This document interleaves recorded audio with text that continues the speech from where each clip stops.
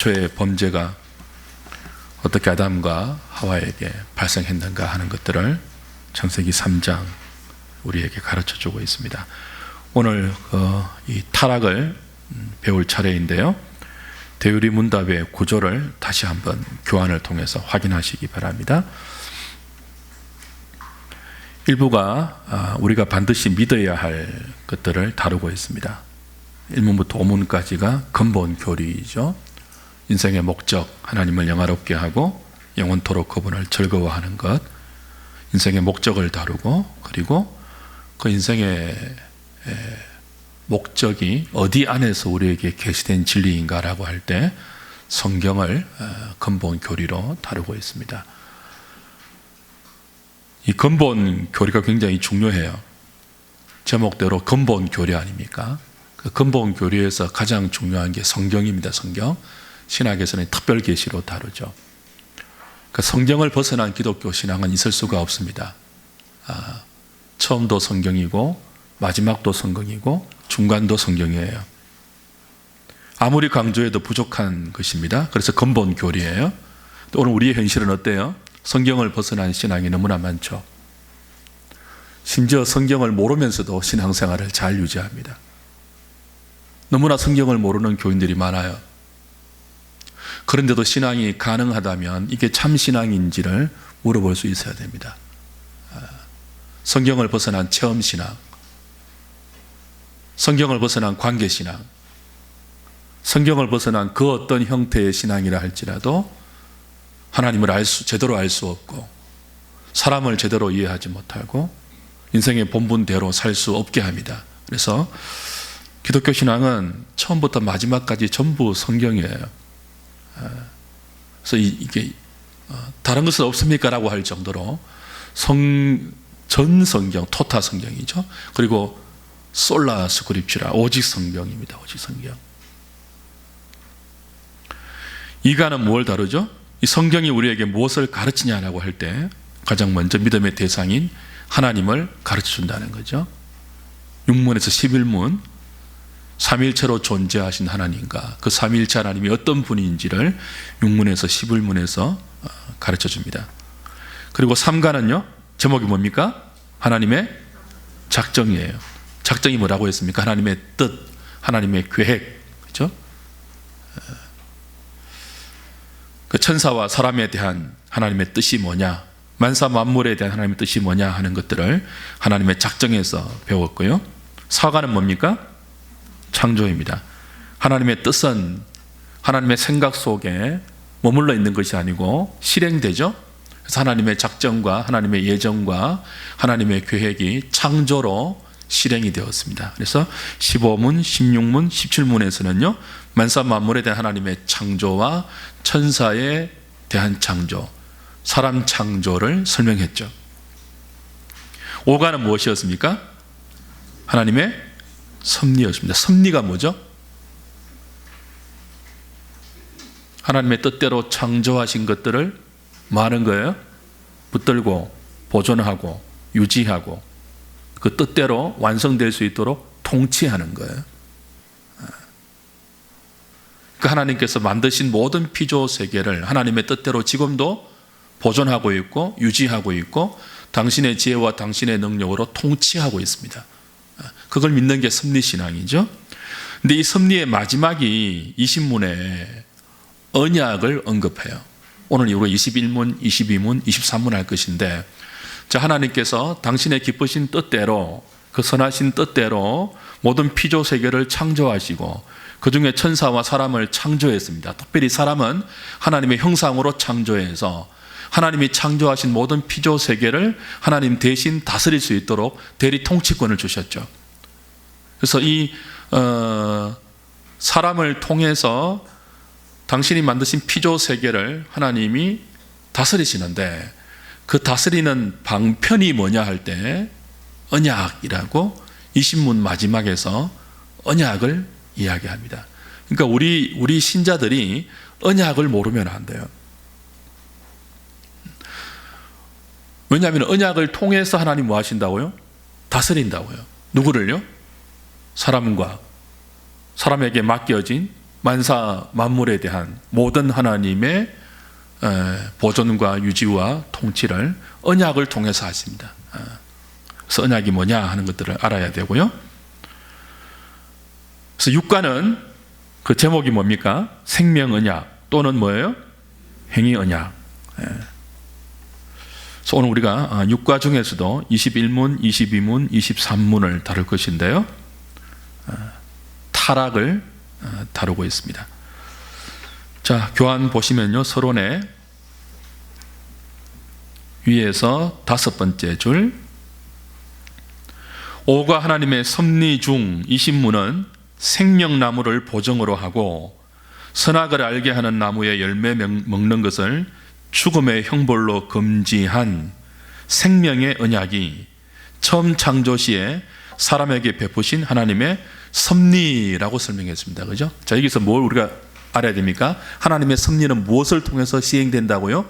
언약을 통해서 시행되는데 첫 번째 언약을 무엇이라고 부를 수 있습니까? 생명 언약 혹은요?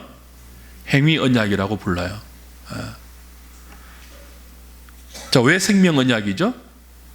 영생을 보정으로 하기 때문에 생명 언약이라고 부를 수 있고, 왜 또 행위 언약이라고 부를 수 있습니까? 선악을 알게 하는 나무의 열매를 먹을 때는, 그죠? 사망이 형벌로 또 이렇게 제시되어 있기 때문에 행위 언약이라고도 부르고 있죠. 흔히 우리는 행위 언약이라고 첫 언약을 더 많이 이야기합니다. 자, 그렇다면 그 언약 안에 있는 인간이 어떻게 되었을까라고 묻지 않을 수 없죠. 그래서 21문, 22문, 23문은 여기에 대한 답입니다. 제가 21문을 읽어볼 테니까 여러분이 답을 해보십시오. 21문, 사람은 하나님께 창조받은 처음 상태에 그대로 있었습니까?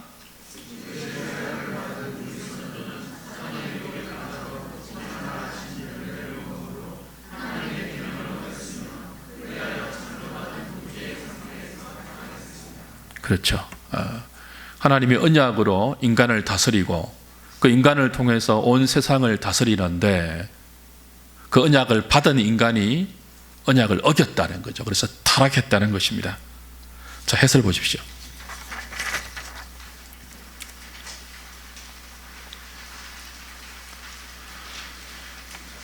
(21문) 해설 1번 같이 읽겠습니다. 시작. 하나님은 특별한 섭리로 인류의 대표인 아담과 언약을 맺어 주셨습니다. 이 언약은 순종을 조건으로 하는 영생과 불순종에 대한 죽음의 경고로 주어졌고, 아담은 이 약속과 경고를 모두 받아들였습니다. 하나님께서 맺어주신 이 언약은 영생을 보정하는 언약이므로 생명 언약으로 부를 수 있고, 순종을 조건으로 하니 행위 언약으로 부를 수 있습니다. 언약의 형식은 행위 언약이지만 언약을 맺어주신 자체가 은혜에 근거하므로 언약의 성격은 은혜 언약입니다. 우리 흔히 언약을 규정할 때 첫 번째 아담과 맺은 언약은 행위 언약이라고 부르고요. 다른 말로는 생명 언약이라고도 하는데요. 그 언약을 아담이 깨뜨리고 나서 그리스도를 통한 새로운 생명의 언약을 주신 것을 은혜 언약이라고 흔히 부르는데요. 첫 번째 언약조차도 뭐예요? 형식은 행위 언약의 형식을 갖추었지만 사실 그 언약의 성격은 뭡니까? 은혜로 주어진 거예요. 그래서 행위 언약조차도 사실은 은혜 언약이라고 부를 수 있는 거죠. 생각해 보십시오. 하나님께서 언약을 통해서 섭리하세요. 인생을 섭리하시고 온 피조 세계를 섭리하시는데, 만약 아담과 언약을 맺지 않았다면 하나님과 인간 사이는 무엇에 불과할까요? 하나님은 창조주이고 인간은 피조물에 불과해요. 그죠? 그런데 언약이 있음으로 인간이 어떻게 되는 것입니까? 하나님과 언약의 파트너가 되는 거예요. 그러니까 격상시켜주는 거죠.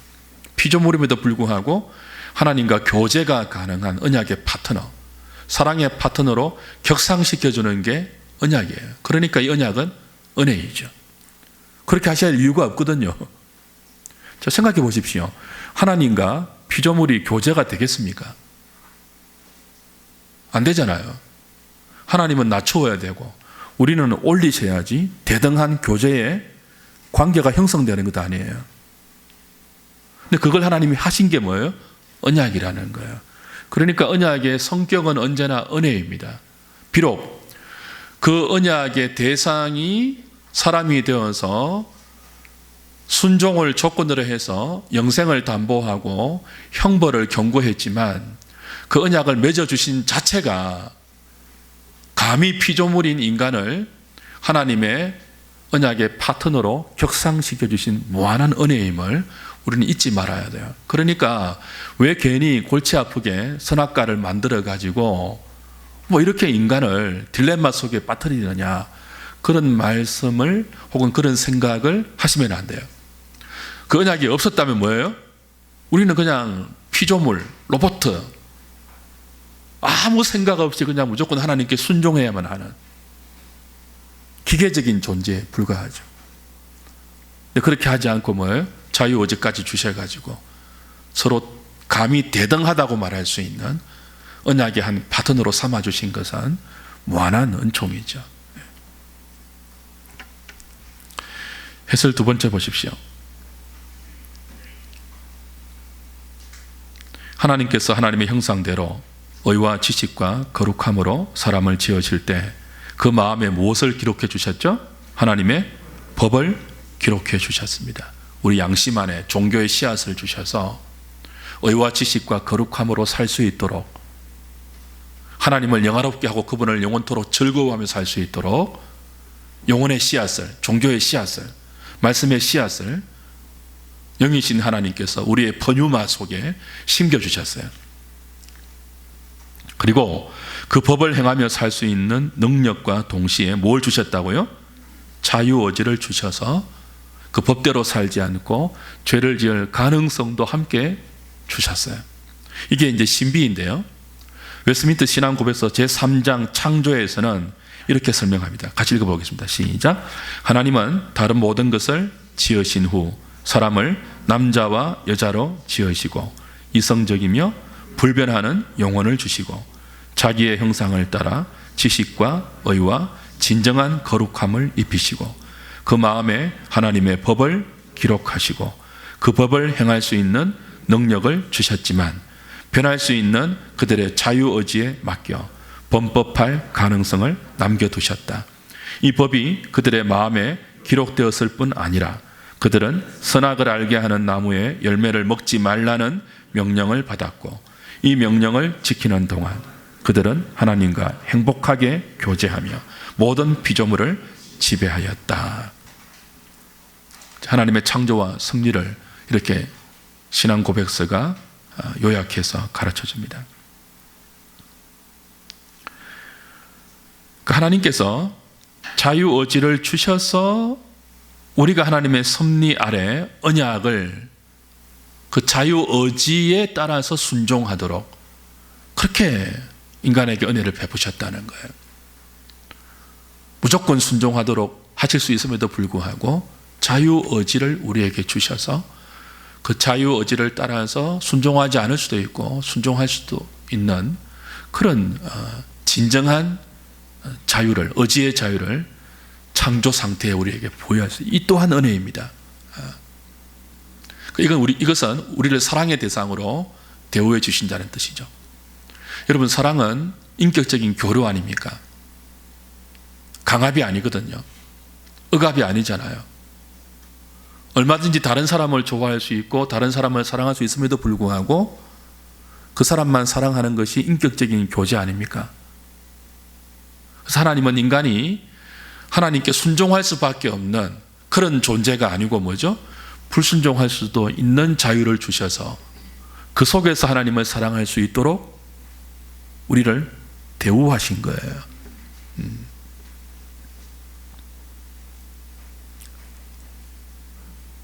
이거 아니죠. 무인도에 남녀가 딱 둘이만 있어가지고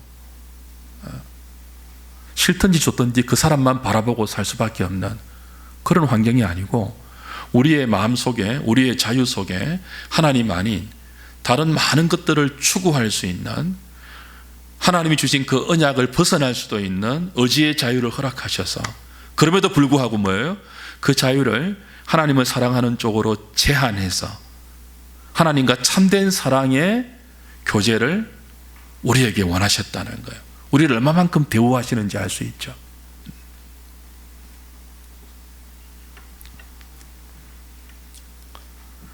자, 3번입니다. 같이 읽어보겠습니다. 시작. 하나님은 사람이 죄를 짓지 못하도록 전능하신 능력을 사용하는 대신 그들의 자유의지를 사용하도록 하셔서 사람이 하나님을 인격적으로 사랑하기를 바라셨습니다. 그러나 아담은 사탄의 유혹에 빠져 이 언약을 어기고 죄를 범하여 생명 언약 혹은 행위 언약이 깨어집니다. 죄를 짓기 전 아담이 진정한 의지의 자유를 갖고 있었다면 죄를 지은 이후 사람의 의지는 욕망의 포로가 된 노예 의지가 되었습니다. 사람의 의지 상태를 요약하면 타락 전에는 죄를 지을 수도 있고 짓지 않을 수도 있는 무죄와 자유의 상태, 타락 이후에는 죄를 짓지 않는 것이 불가능한 노예의 상태, 중생한 이후에는 죄를 짓지 않는 것이 가능해진 은혜의 상태, 그리스도의 재림으로 영화될 때는 죄를 짓는 것이 불가능한 영광의 상태로 구분할 수 있습니다. 자, 자유를 이해하는 것이 참 중요한데요. 최초에 사람을 창조하실 때는 자유의지를 주셨다고 하지 않습니까? 거기에는 우리를 인격적으로 대우하시는 하나님의 은혜가 담겨 있는 것이고요.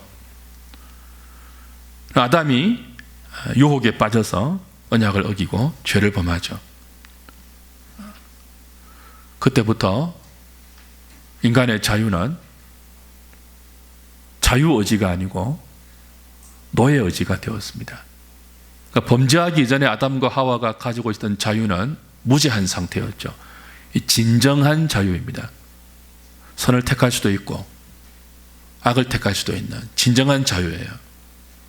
하나님은 뭐죠? 악을 택할 수 있는 가능성을 알면서도 또 그렇게 갈 것을 알면서도 자유를 주셔서 인간을 사랑의 대상으로 격상시켜 주셨는데 우리는 이 자유를 가지고 하나님이 아닌 사탄을 택했습니다. 그렇죠? 하나님과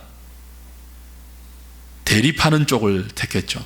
하나님처럼 되려고 사탄의 말에 넘어가서 하나님을 대적하는 편으로 자유를 사용했단 말이에요. 그 이후에 인간의 자유는 타락되었죠. 그래서 타락 이후에 인간의 자유는 자유의지가 아니고 말은 자유의지인데 노예의지가 되었습니다. 선을 택할 능력이 없는 죄에게 끌려다니는 죄의 종된 상태, 사망의 노예된 의지가 되어버렸어요. 그래서 아담의 범죄 이후에 인간에게 있는 부여된 자유는 참된 자유가 아니고 노예 의지에 속한 자유가 되어버렸죠. 그래서 선을 행할 자유는 없고 오직 뭐만 할 수 있다고요? 죄를 짓는 데만 의지가 발동해요. 지성인들이 가장 인정하지 못하는 부분이 여기에요. 아니 내 의지가 어떻게 노예 의지야? 성경은 그렇게 말하죠. 아담의 범죄 이후에 하나님의 은총으로 중생하기 이전의 모든 자연인들은 소위 자유의지를 갖고 있지만 그 자유의지가 범죄 이전에 참된 자유가 아니에요. 어떤 자유라고요?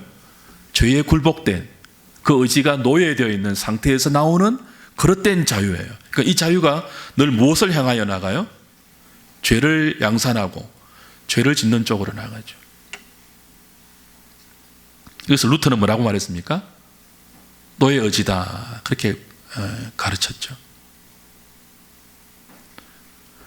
그 노예 의지를 가지고 죄에 노예되어서 죄를 향하여 달려가던 인간의 자유는 그리스도의 구속으로 말미암아 어떤 상태로 회복됩니까? 죄에 노예된 상태에서 해방되어서 다시 뭐예요?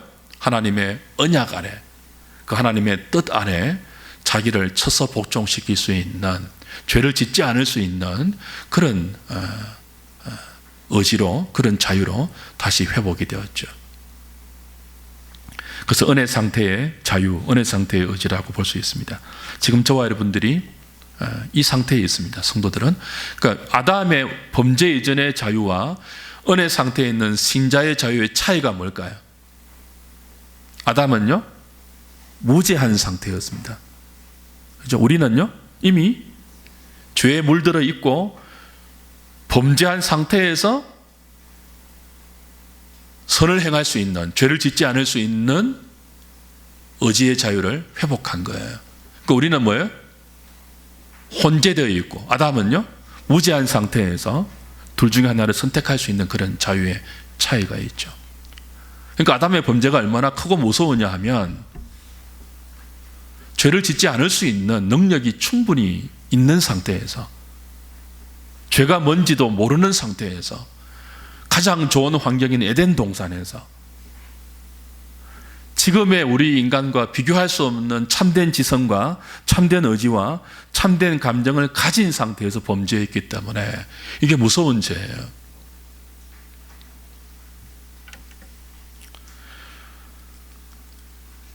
마지막에 주님 재림하실 때, 우리가 영화될 때는 이 자유가 어떻게 됩니까?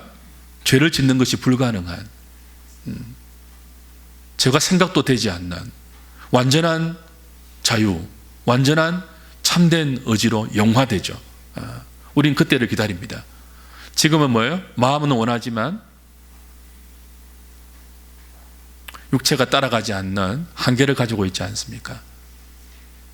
그래서 우리는 소망하죠. 이 의지가 자유로워지는 때, 내 의지 속에, 내 마음 속에 죄가 한 방울도 생각이 나지 않는 때, 완전한 거룩함만을 추구하는 그때가 오기를 우리는 기다리고 사모하죠.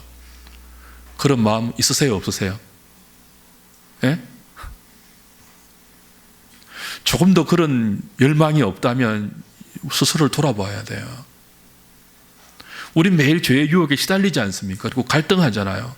와, 좀 죄를 더 이상 안 지으면 좋겠다. 나 좀 이렇게 안 살고 하나님을 완전히 사랑하고 이웃을 완전히 사랑하면서 정말 좀 아름답게 한결롭게 살고 싶다는 마음 있으시잖아요, 전부. 그거 없으면 곤란한데요. 그거 없으면 가난한 마음 아니거든요. 그 마음을 가지면 무엇을 소망한다고요? 영화롭게 되는 날을 소망해요. 내 의지가 죄에 좀 굴복당하거나 죄의 유혹에 휘둘리지 않고 완전한 아름다움을 온전히 추구하고 그 안에서 마치 물고기가 햇빛을 받으면서 물 안에서 이렇게 자유롭게 헤엄치듯이 우리의 의지가 하나님의 선과 하나님의 아름다움과 하나님의 거룩함을 향하여 마음껏 이렇게 헤엄치면서 막 몸부림 이렇게 춤추면서 이렇게, 그죠? 꼽힐 수 있는 그런 날, 그게 더 나은 안식을 사모하는, 주님의 깨끗하신 같이 자기 자신을 깨끗하게 지키는 성도의 소망이죠. 이 현대교회가 그 소망을 많이 놓치고 있어요. 그 소망과 비교할 수 없는 이 땅에 유한하고 이렇게 일시적인 소망에 다 사로잡혀가지고. 4번 보실까요? 자, 아담과 하와가 행위 언약을 어기고 타락했는데요, 아담의 죄가 큽니까? 하와의 죄가 큽니까? 성경은 하와의 죄보다 아담의 죄가 더 크다고 이야기하고 있습니다. 왜냐하면 하와는 뭐였죠? 사탄에게 속아서 언약을 깨트렸지 않습니까? 범죄했어요. 근데 아담은요, 속지 않았음에도 범죄했습니다. 하와의 죄도 나쁘지만, 죄질이 나쁘지만 아담의 죄는 더 죄질이 안 좋아요. 그래서 누군가가 거짓말하고 속이는 사람이 있다고 칩시다. 그 사람도 굉장히 안 좋은 죄를 지은 거예요. 근데 그 사람의 거짓말과 속임수에 속아서 동조하는 사람은 더 나쁜 거예요. 죄질이 더 안 좋아요. 왜냐하면 안 그럴 수 있거든요. 하와는 속아서 그렇다고 칩시다. 아담은 속아서 그런 게 아니고 뭐예요? 그냥 여자의 말을 듣고 간 거예요. 알면서도. 먹으면 안 되는데 하고 알면서도. 그리고 하와를 꾸짖어야 할 사람이 아담이잖아요. 하와의 머리로서. 야, 하나님 먹지 말라고 했는데 너 왜 먹었어? 그거 먹으면 안 되는데 왜 나한테 언론도 안 하고 먹었어? 그렇게 해야 될 사람이 하와잖아. 아담이잖아요. 그렇게 안 하고 뭐예요? 여자가 준다고 그냥 먹어버렸어요. 죄질이 더 안 좋아요.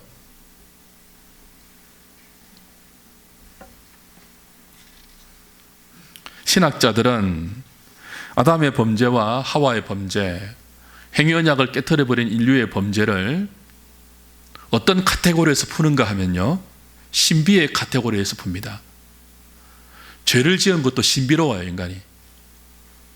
어떻게 가장 완벽한 상태에서 참된 지식과 어려움과 거룩함이 하나님의 원의로 좁은 의미의 형상으로 우리에게 주어져 있잖아요. 우리 마음에 심겨진 하나님의 법을 따라 하나님을 영화롭게 하고 그분을 영원토록 즐거워하면서 지체를 사랑하면서 천사보다 더 존귀하게 살 수 있는 능력을 우리에게 주셨잖아요. 그죠? 그 능력을 가지고 어떻게 범죄했는지는 신비입니다. 그렇게 하기도 힘들거든요. 그래서 신학자들은 뭐라고 한다고요? 죄를 신비의 차원에서 풉니다. 죄에 빠진 인간을 하나님이 구원하는 것도 신비로운 거예요.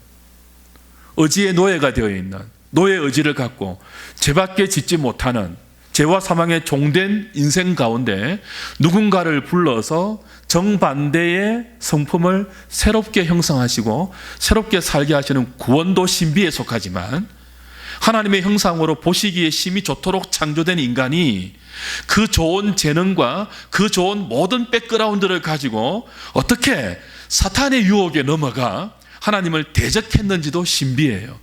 정말 그렇게 되기 힘들거든요. 생각해 보십시오. 여기 멋있는 남자가 있습니다. 시스팩이 있고 막 탤런트 뺨치는 외모를 가지고 그런 남자가 있어요. 그런 남자와 어울리는 여성은 누구예요? 떠오르죠, 그죠? 그런데 전혀 어울리지 않는 미녀와 야수가 되어 있다면 그 신비 아닙니까? 동일해요. 그 좋은 하나님의 형상으로 너무 아름답게 지음받은 인간이 어떻게 뱀에게 속아서 언약을 어기고 하나님을 대적할 수 있을까? 그 멋있는 하나님을 버리고 말도 안 되는 뱀의 말을 따라서 뱀과 한편이 될 수 있을까? 신비입니다, 신비. 근데 이게 안 좋은 신비예요, 안 좋은 신비. 우리는 이 안 좋은 신비를 깨트리고 우리 같은 인생을 하나님의 편으로 다시 회복시켜 주신 구원의 신비를 갖게 된 사람들이죠. 오늘 22문까지만 하겠습니다.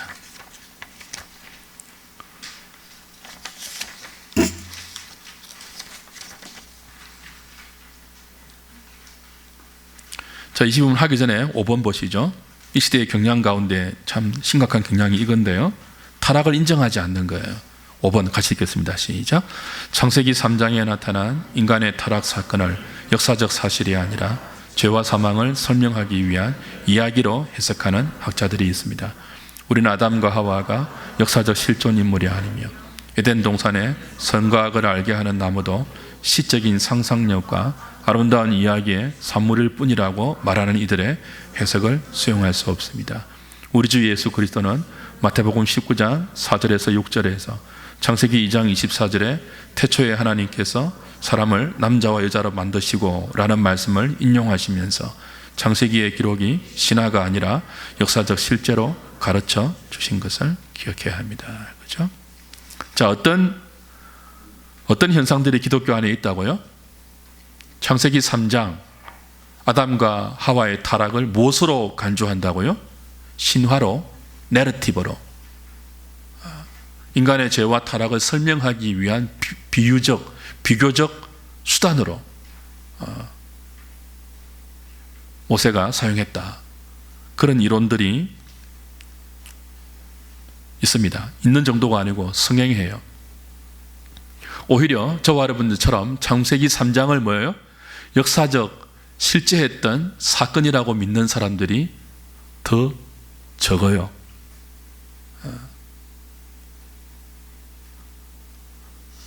그 창조할 때도 우리가 배웠는데 이 시대에 유행하는 또 그 창조에 관한 이론 중에 하나가 유신진화론이죠. 하나님이 창조하실 때 진화론적인 방식으로 이 세상을 창조했다는 유신진화론이 뭐 젊은이들 사이에는 훨씬 더 호응을 얻고 있습니다. 지성인들은 거의 이쪽으로 기울어져 있습니다. 지금 현재 기독교의 판도가 그래요. 문자적으로 하나님의 창조를 믿는 사람들은 굉장히 무지하고 맹신을 가진 사람으로 치부당하는 시대입니다. 그런데 유신진화론의 기본 근거가 뭐냐 하면 창세기 3장을 역사적 사실로 인정하지 않습니다. 아담과 하와는 모형에 불과해요. 신화적인 인물이에요. 여러분, 그러면 우리가 지금 다루는 이 모든 것들이 의미가 없습니다. 이 그냥 내러티브에 불과하다면.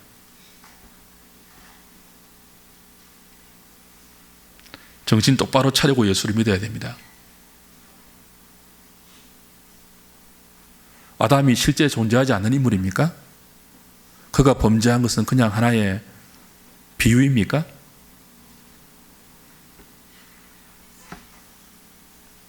예수님도 그렇지 않았습니다. 예수님도 아담과 하와가 역사적인 인물이라고 분명히 우리에게 가르쳐 주셨고, 아담과 하와를 돕는 배필로 가정을 만들어 주신 하나님의 이 가정 창조가 실제적인 창조임을 가정에 교훈을 하시면서 분명히 우리에게 말씀해 주셨죠.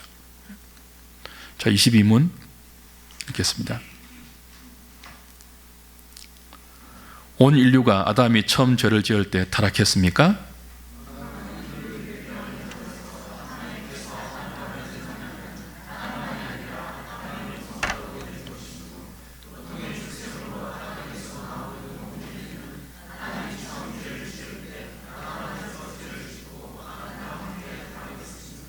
근거 구절이 사도행전 17장 26절, 창세기 2장 16절 17절, 로마서 5장 12절부터 20절, 고린도전서 15장 21절 22절, 많은 또 근거 구절이 있지만 대표적인 성경의 근거 구절이 온 인류가 아담과 함께 타락한 그것을 성경이 말하고 있습니다.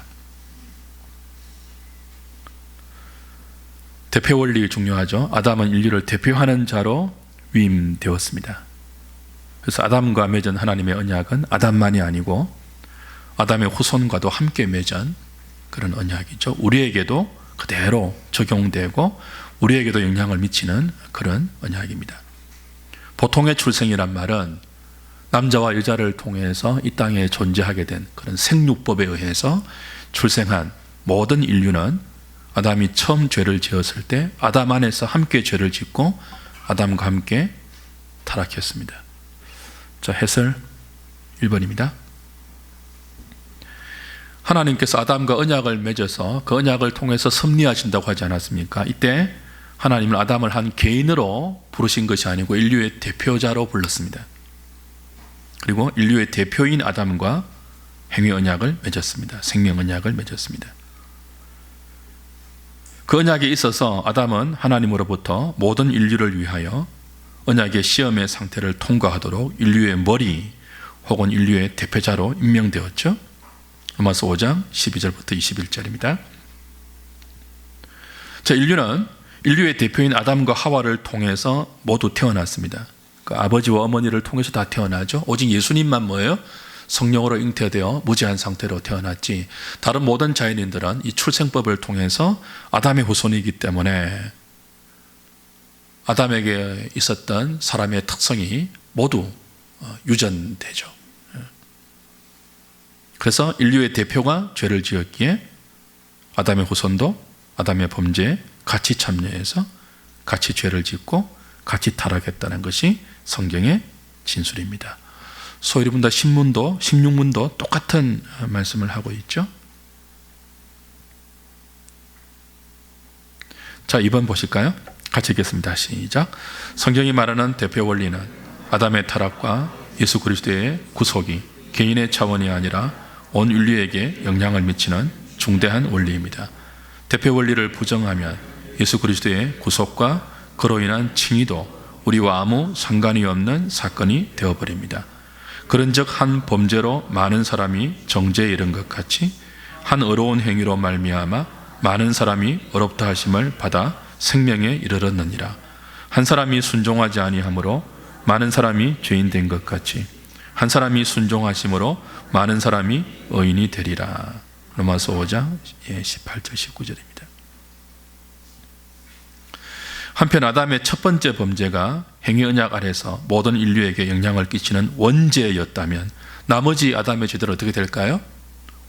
그의 후손들과는 상관이 없죠. 개인적인 범죄고 인류의 대표로서 저지른 범죄가 아닙니다. 성경이 아담의 나머지 죄를 기록하지 않는 이유도 그 이유 때문이죠. 우리와 상관없는 아담의 자범죄이기 때문에 그래요. 성경이 가르치는 대표 원리는 우리의 평범한 일상 속에도 작용되는 원리입니다. 누구도 그것을 반대하지 않죠. 한 나라의 대통령이 국회의 동의를 얻어 주변 나라와 전쟁을 선언하면 국민들은 싫든 좋든 그 전쟁을 피하지 못하고 전쟁에 참여하게 됩니다. 왜 그렇습니까?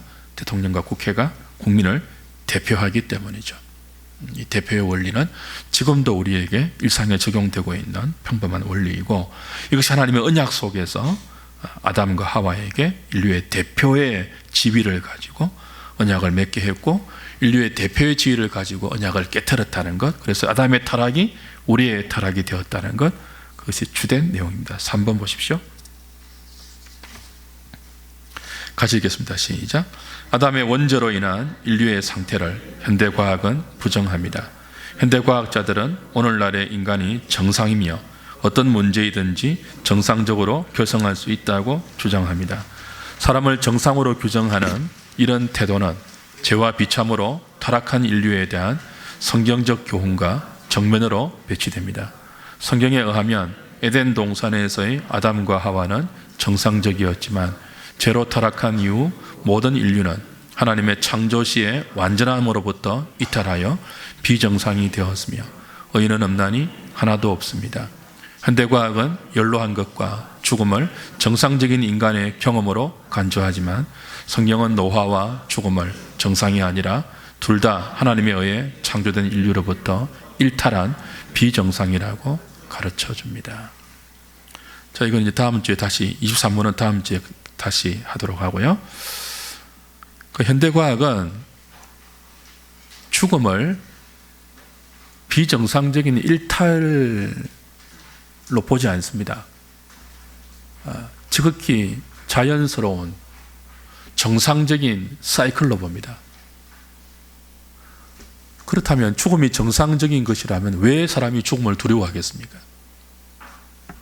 죽음은 비정상적인 것이고 그 죽음의 전조 현상인 노화, 질병, 그로 인한 고통, 이 모든 것들도 비정상적인 거예요. 비정상적인 것이기 때문에 우리가 힘들어 하잖아요. 그러니까 이걸 정상으로 놓으면요, 아담의 죄로 인한 타락과 그 타락이 오늘 우리에게 영향을 미쳐서 우리도 죄인이 되었고, 다음 주 다르겠지만 인간이 죄를 지어서 죄인이 되는 거 아니에요. 아담 이후의 모든 후손들은요, 죄인이어서 죄를 지을 수밖에 없어요. 이게 이제 비참함인데요, 이 문제를 해결할 수가 없어요. 뭐로 보면요, 죽음과 죄로 인한 우리의 인생의 모든 현상들을 정상으로 본다면 어떻게 해결이 되겠습니까? 이 정상인데. 근데 정상이 아니거든요. 지극히 비정상적인 것이고 비참한 것이거든요. 그리고 이 비참한 것을 겉으로 드러나는 이 정상들만 치료한다고 해결되는 게 아니잖아요. 노화를 천천히 늦추고 유전자 공학을 발전시키고 기타 인류에 있는 여러 가지 관계 문제를, 그죠?